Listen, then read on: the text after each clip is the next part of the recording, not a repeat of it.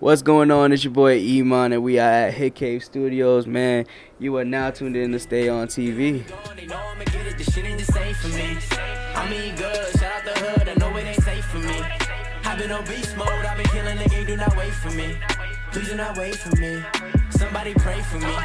They want me gone, they know I'ma get it, this shit ain't the same for me. I mean, good, shout out the hood, they know it ain't safe for me. I've been on beast mode, I've been killing the game, do not wait for me. My name is Iman Nunez, and I represent Yonkers, New York. I've been rapping since I was about 13 or something. That's the first thing I ever wanted to do since I was young, just be a rapper. I didn't start taking rap seriously till I was about 17. I'm like 23 now. So since I started, I dropped 3 projects. First one was in 2016 titled To Be Continued, hosted by Hot 97's DJ Enough. Second one came out 2018, last year, Blessed. And we just dropped Everything Is Everything, April 26th. The growth has been crazy, honestly. Like, it's crazy to even come out with your first project and it's hosted by a legendary DJ from Hot 97. So, since Blessed, I was able to, build relationships with Swisher Sweets, for example. I'm sponsored by Swisher Sweets. Actually, I'm an ambassador with Swisher Sweets now. And,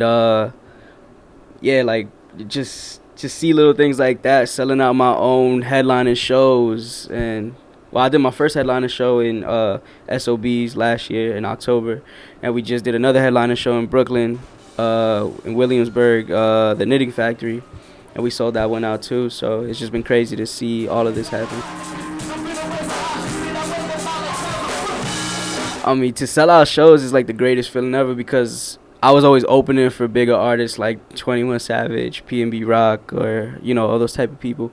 And I never thought it would be this soon that I'll be able to sell out my own shows. So it's crazy. Like, selling out SOBs was probably one of that was on my checklist of things I always wanted to do. So it was just a blessing, honestly. My biggest motivation is 2 things. One is my parents, because I feel like they've done a lot for my brother and I. And, the support system is very big. At first, they weren't really big on me being a hip-hop artist, because where we were living and all that type of stuff, it was different. So being a hip-hop artist was just not in the realm. You live in Dykeman and Inwood, it is just, you're around the hood, you're around people with drugs and all that type of stuff. So my parents just wanted to keep us away from that as much as possible. So they were not into any of that. Well, my parents would usually just try to keep us busy. So my brother and I would usually take piano classes, and we would be in the arts as much as possible. But there was always music being played. Like, my mom used to play Sade and Seal all the time. So, like, that's what I grew up loving.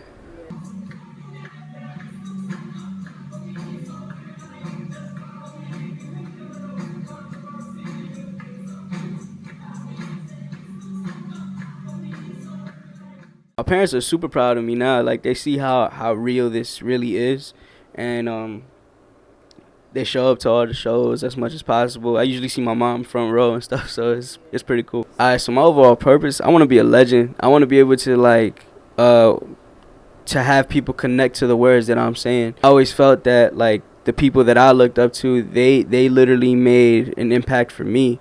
And I felt like those were my superheroes. So I always wanted to be that for somebody else and just make my words that impactful for other people. Yeah. Roberto Cavalli draped on my body, feel like I made it. I doubled up on my prayers since I've been dancing with Satan. Patience and making statements while they just hate what they facing. No need to be stepping forward, I'll get you tossed like a flagrant. Attitude at its finest, keep you niggas reminded. I'm straight from the islands, living off oxtail and rhyming. Feeding off of a crisis to write this, I'm Leonidas. 300 bodies behind me, run together like they Siamese. Don't know the pain, I know the game. Frontin' like we are the same. I ain't never had to pull up names to gain. Having 2 Yonkers legends on my project is very, very, very special, because that was another thing. I always wanted to have a Louch record, being from Yonkers. So it's just the fact that they were, they messed with the record enough to be like, yo, we love what you're doing.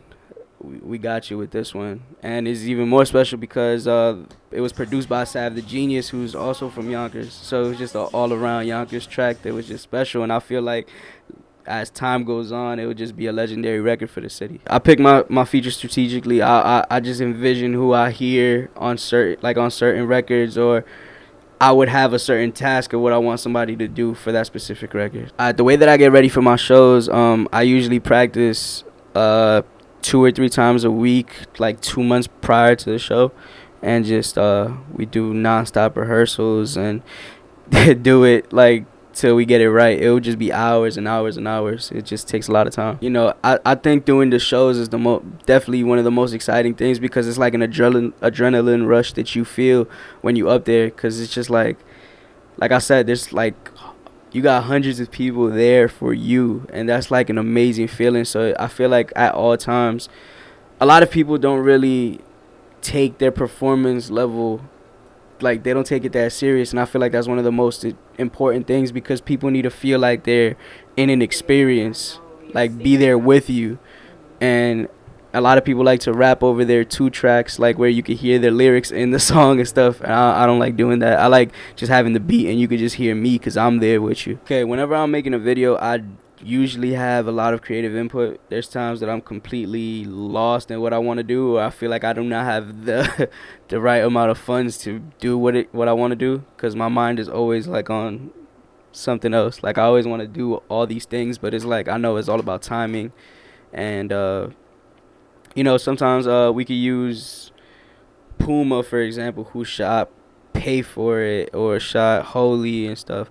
I usually think of some little ideas and they'll give me something. But when I work with Fred Focus, who he shot Open Letter, he helped me out with that whole story. He thought of something that would be dope, and then I'll put like little input of what I feel with a little twist to it. And then when I work with 20, it's usually like I have all the ideas for it and we just bring it out to life. So yeah. Paint the vivid picture on my image, you can feel it. Never gave a fuck about the gimmick, this is living. Worry about the world and what it offers, but I'm chilling. Now I got the world in my hands. I've been out my damn mind, push back, rewind. Always felt the outer pressures from society. I am honest, me, never sold the key, but I line you up like this is Barbary. Stop that, be honest, be still at home. Yeah, World in My Hands is definitely one of my favorite tracks. When we did that video, we actually went to my manager's hood, Nova. We went to the Bronx, and I always wanted to do one of those walking videos, like where you just walking with the people and all that. And it was dope because there was a lot of people there just being like, yo, we're going to be on YouTube, we're going to do this, we're going to do that. And it was just, of course, a whole lot of people staring and stuff. So shout out to 22 Time for that. Shout out Nova. To have an inspiration on people it's hard to explain the feeling of that, because it's like I said before, I always wanted to be impactful for people. I always wanted to inspire and bring greatness out of other people. And that's what I'm going to continue to do. I feel like we're put on this earth to help others. And I always wanted to make people feel like they can do something. And if I could be that guide for you, if I could be some type of service for you to help you achieve that goal, I'm all for that. It's a mixture of like gratitude. Like I feel super blessed to be in the position that I'm at right now, and sometimes frustration, because of course not everything is great with some of the stuff that you're dealing with. And I feel like it's good to learn how to balance all that thing. So usually when I'm going to sleep at night, I just pray about everything, and just when I wake up, I pray about whatever I want coming forward and stuff, and just start off my day. If it wasn't music, I'll either be doing 2 things. No, actually 3 things. One would be sports analyst. I'm always arguing about sports, and I'm always like keeping like in tune with everything that's happening. 2, I'll probably do something with the Food Network. I wanna just trying pizza probably everywhere, because I'll do that already. Like I go to all these different pizza spots all over. And 3, probably be a movie reviewer or something like that. You probably don't get paid much for it, but I literally, all I do is I rap and watch movies. That's really my life. In this moment in my life, I would definitely say I'm happy. I get to do what I love, because since I was literally, when you're in school, when you're in kindergarten and stuff, and they say like, what do you want to be when you grow up? I always said a rapper. Like that was the number one thing I've always wanted to be. I didn't think the dream was attainable, Of course, if your parents are not even for that, you thinking of other things to do. So I got into sports. I was playing baseball all the time, competitively, and then my brother started producing. My younger brother, he started producing when he was 12, and then I was like always messing with it in the house and stuff until the point that I just got unhappy with baseball. And I just started taking rap seriously, and I mean, I'm here now, so it's like it's pretty much working out. My process when I'm in the studio, it varies, honestly. Sometimes I won't even have a beat, and I'll just start writing something just because I feel like putting some words together. Sometimes the beat itself is like speaking to me to the point that I get inspired to be like, okay, I need to write something to this. Like, and usually when I'm writing, I do it by myself. I'm not that type of person who likes 50 people in the studio. Having my vision come to life, so as of now, is amazing, because it's like it can literally show you that whatever you think about or whatever work you put in, it can literally happen as long as you really stay persistent and continue giving quality to people. And I feel like those are the two most important things. Like, yeah, you gotta work hard, but you gotta work smart. If you could work as hard as as everybody else, but if you're not working smart, then it's just like, what are you doing? You're gonna be stuck in the same spot. So I feel like if you just giving quality and you just staying persistent with it and just have a smart team around you, I feel like you could literally do anything. The future for my work, man, I'ma just continue giving these projects of just elevating. Like, I feel like with To Be Continued, it was To Be Continued was kind of like the rookie year, whereas like you got all these roughs in you, like you're a roughed up diamond type of thing. And I didn't want to drop a project right after that immediately, so I waited till 2018 to drop Blessed, where it felt like, you know what, y'all gonna hear me. This is I'm here for this. And then with Everything Is Everything, I feel like that's the first time I've ever dropped a project that I felt like it was 100% perfect. That was like the first time I've ever felt like that with that 100% confidence in every single song that's on there.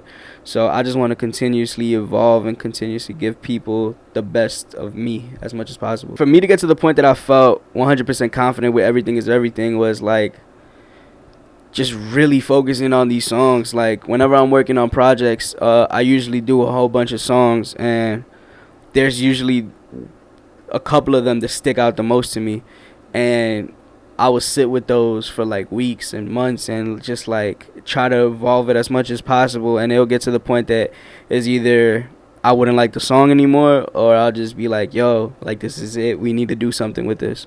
So I really felt that it was perfect the way it was. We wanted to make it 8 songs. We wanted it to be like people could literally, it was a short project, so it's like 24 minutes or something like that, so people could literally go back to it as much as possible. So it was just, it made me feel like this is exactly what I needed to drop, and this is exactly what people needed to hear. A project I want to do in the future, I've never told anybody like in an interview this before, but my favorite project of all time is 808s and Heartbreaks by Kanye West.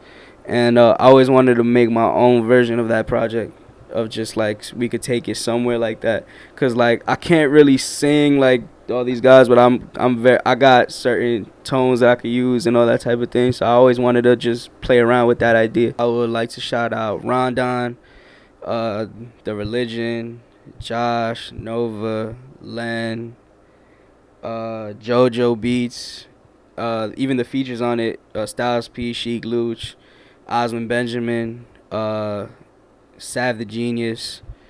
Who else is on that? Am I missing anybody? Oh, Shimmy Choo. Oh, man, yo. That song is so fire. But yeah, I think that's everybody on it. They ain't feeling the way for it, but they feel a way for it. This ain't the place for it. Take it from me now, I make you pay for it. Shine, Lord, I put the work for it.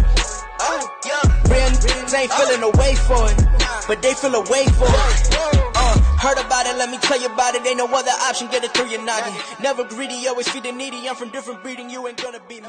Multiply.